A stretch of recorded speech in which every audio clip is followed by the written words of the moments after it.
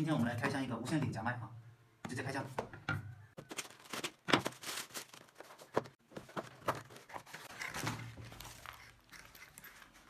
一个那个保护套，整个就这么大，我们拆开看一下，抽出来。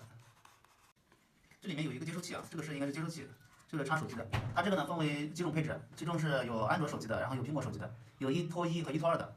因为我现在拍摄的手机是苹果手机，所以我选择的是苹果手机的这个插头，然后是1拖2的，就可以2个人同时使用的啊。我们看这个接收器非常小巧啊，还有这个领夹麦，我们取出来看一下，也很小，很轻。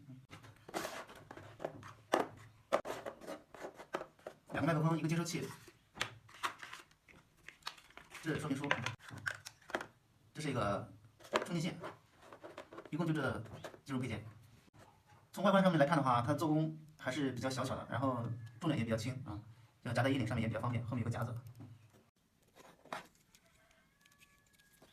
好，接下来我们测试一下这个它的收音效果到底如何。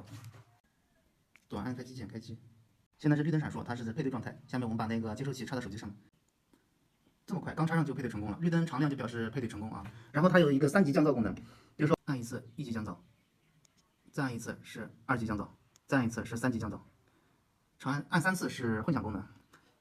下面我们就到户外去试一下它的收音效果到底如何。我们先拍段没有加麦克风的这个视频，然后再拍一段同样加了麦克风的视频，对比一下它的效果。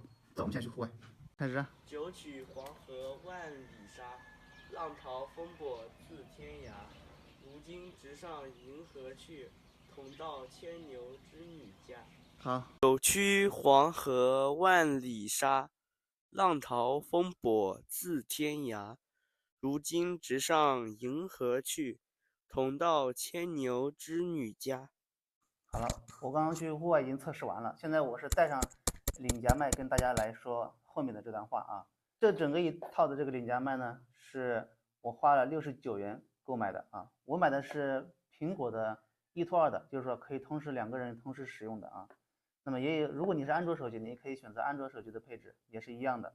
如果1拖1的话呢，还更加便宜，它的功能和这个灵敏性都非常好。